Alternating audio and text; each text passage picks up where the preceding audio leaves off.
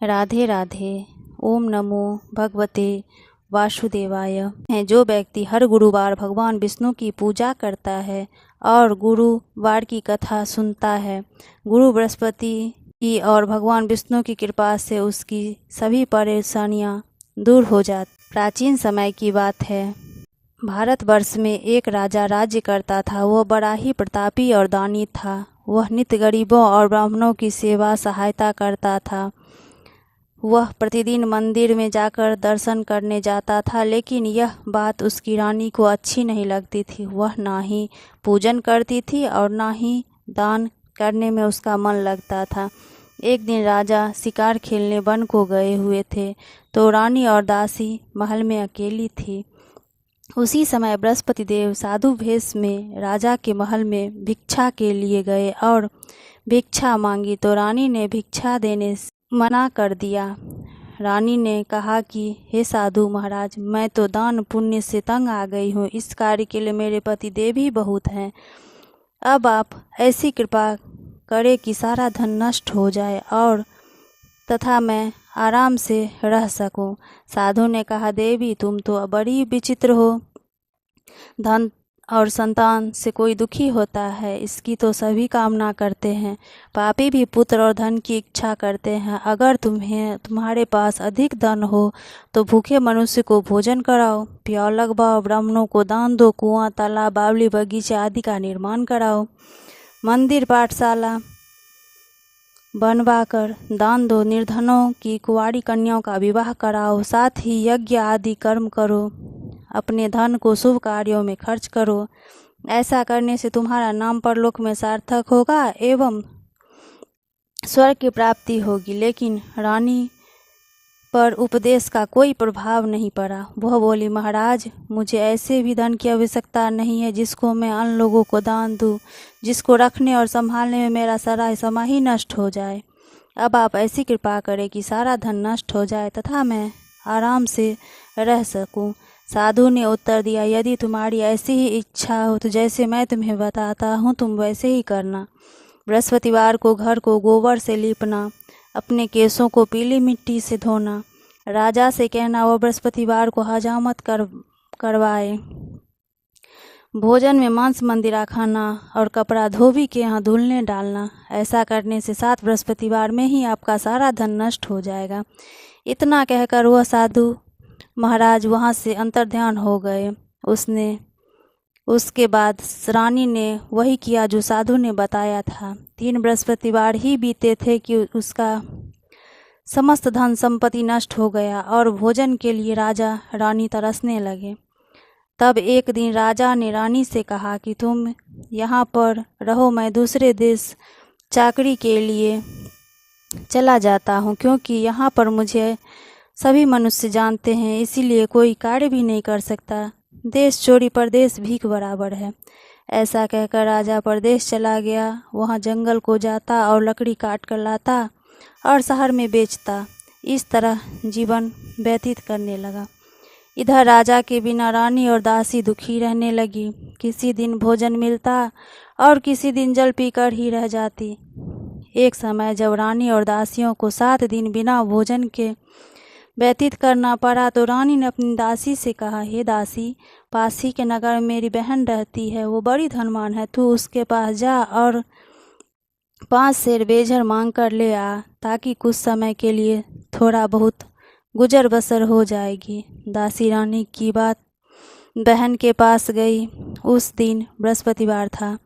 रानी की बहन उस समय बृहस्पतिवार की कथा सुन रही थी। दासी ने रानी की बहन को अपनी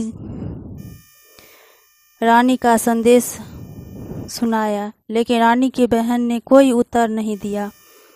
जब दासी को रानी की बहन से कोई उत्तर नहीं मिला तो वह बहुत दुखी हुई। उसे क्रोध भी आया। दासी ने वापस जाकर रानी को सारी बात बता दी। यह सुनकर रानी ने कहा कि दासी, इसमें उसका कोई दोष नहीं है। जब बुरे दिन आते हैं तब कोई सहारा नहीं देता। अच्छे बुरे का पता तो विपदा ही में लगता है। जो ईश्वर की इच्छा होगी वही होगा। यह सब हमारे भाग्य का दोष है। यह सब कहकर रानी ने अपने भाग्य को कोसा। उधर रानी की बहन ने सोचा कि मेरी बहन की दासी आई थी, लेकिन मैं उससे नहीं बोली, इससे वह बहुत दुखी होगी। कथा सुनकर और पूजन समाप्त कर वह अपनी बहन के घर गई और कहने लगी, हे बहन, मैं बृहस्पतिवार का व्रत कर रही थी, तुम्हारी दासी गई, लेकिन जब तक कथा होती है तब तक ना उठते हैं और ना बोलते हैं, इसीलिए मैं नहीं बोली थी।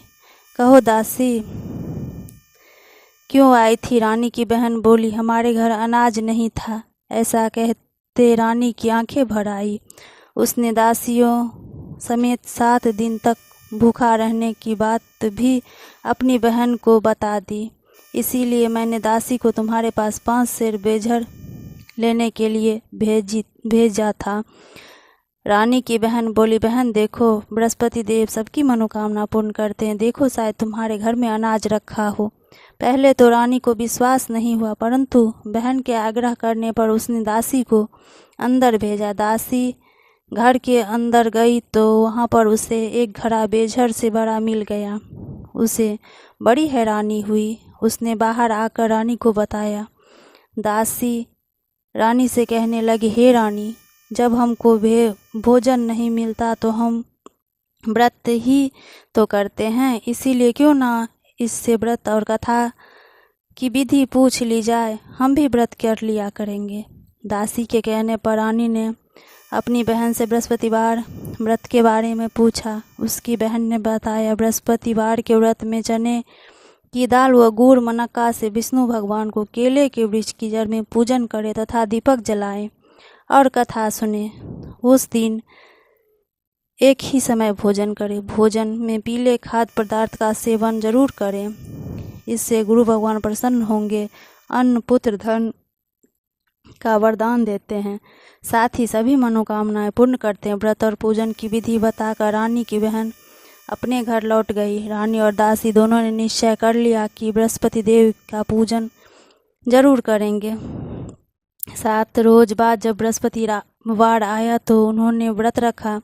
घुड़सार में जाकर चना और गुड़ बीन लाई तथा उसकी दाल से केले की जड़ में विष्णु भगवान का पूजन किया। अब पीला भोजन कहाँ से आए? दोनों बड़ी दुखी हुई, परंतु उन्होंने व्रत किया था, इसीलिए बृहस्पति देव प्रसन्न थे। एक साधारण व्यक्ति के रूप में वो 2 थालों में पीला भोजन लेकर और दासी को देकर बोले, हे दासी, यह भोजन तुम्हारे और रानी के लिए है, तुम दोनों कर लेना, इसे तुम दोनों ग्रहण करना। दासी भोजन पाकर बहुत प्रसन्न हुई। उसने रानी से कहा, चलो रानी जी, भोजन कर लो। परंतु रानी को भोजन आने के बारे में कुछ नहीं पता था, इसीलिए उसने दासी से कहा, जा तू ही भोजन कर ले, क्योंकि तू व्यर्थ में हमारी हंसी उड़ाती है। तब दासी ने कहा, एक व्यक्ति भोजन दे गया है। तब रानी ने कहा, वो व्यक्ति तेरे लिए ही भोजन दे गया है, तू ही भोजन कर। तब दासी ने कहा, वह व्यक्ति हम दोनों के लिए 2 थालों में सुंदर पीला भोजन दे गया है, इसीलिए मैं और आप दोनों ही साथ साथ भोजन करेंगे। यह सुनकर रानी बहुत प्रसन्न हुई और दोनों ने गुरु भगवान को नमस्कार कर भोजन आरंभ किया। उसके बाद से वे प्रत्येक बृहस्पतिवार को गुरु भगवान का व्रत और पूजन करने लगी। बृहस्पति भगवान की कृपा से उसके पास धन हो गया, लेकिन रानी फिर पहले की तरह आलस्य करने लगी। तब दासी बोली, देखो रानी, तुम पहले भी इस प्रकार आलस्य करती थी, तुम्हें धन को रखने में कष्ट होता था, इस कारण सभी धन नष्ट हो गया। अब गुरु भगवान की कृपा से धन मिला है तो फिर तुम्हें आलस्य होता है। बड़ी मुसीबतों के बाद हमने धन पाया है, इसीलिए हमें दान पुण्य करना चाहिए। अब तुम भूखे मनुष्य को भोजन कराओ, प्यार लगवाओ, ब्राह्मणों को दान दो, कुआं तालाब बावले बगीचे आदि का निर्माण कराओ, मंदिर पाठशाला और धर्मशाला बनवा कर दान दो, निर्धनों की कुंवारी कन्याओं का विवाह करवाओ, साथ ही यज्ञ आदि कर्म करो और अपने धन को शुभ कार्यों में खर्च करो, जिससे तुम्हारे कुल का यश बढ़े और स्वर्ग प्राप्त हो और पितर प्रसन्न हो। दासी की बात मानकर रानी शुभ कर्म करने लगी, उसका यश फैलने लगा। एक दिन रानी और दासी आपस में विचार करने लगी कि ना जाने राजा किस दशा में होंगे, उनकी कोई खोज खबर नहीं है। उन्होंने सदापूर्वक बृहस्पति भगवान से प्रार्थना की, राजा जहाँ कहीं भी हो शीघ्र वापस आ जाए। उसी रात्रि को बृहस्पति देव ने राजा के स्वप्न में कहा, हे राजा, उठ, तेरी रानी तुझको याद करती है, अपने देश को लौट जा। राजा प्रातःकाल उठा और जंगल से लकड़ी काटने के लिए जंगल की ओर चल पड़ा। जंगल से गुजरते हुए विचार करने लगा कि रानी की गलती से उसे कितने दुख भोगने पड़े। राजपाट छोड़कर उसे जंगल में आकर रहना पड़ा। जंगल से लकड़ियां काटकर शहर में बेचकर गुजारा करना पड़ा और अपनी दशा को याद करके व्याकुल होने लगा राजा।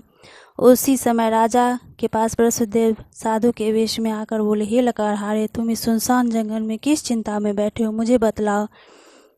यह सुन राजा के नेत्रों में जल भर आया। साधु की वंदना कर राजा ने अपनी संपूर्ण कहानी सुना दी। महात्मा दयालु होते हैं। वे राजा से बोले, हे राजन, तुम्हारी पत्नी ने बृहस्पति देव के प्रति अपराध किया था, जिसके कारण तुम्हारी यह दशा हुई। अब तुम चिंता मत करो, भगवान तुम्हें पहले से अधिक धन देंगे। देखो, तुम्हारी पत्नी ने बृहस्पति देव का व्रत करना शुरू कर दिया है। अब तुम भी बृहस्पतिवार के व्रत करके चने की दाल व गुड़ जल विष्णु भगवान के केले के वृक्ष की जड़ में पूजन करो तथा दीपक जलाकर कथा सुनो। उस दिन एक ही समय भोजन करना, लेकिन भोजन में पीले खाद्य पदार्थों का सेवन अवश्य करना। भगवान तुम्हारी सब मनोकामनाएं को पूर्ण करेंगे। साधु की बात सुनकर राजा बोले, हे प्रभु, लकड़ी बेचकर तो इतना पैसा भी नहीं बचता जिससे भोजन के उपरांत कुछ बचा सकूं।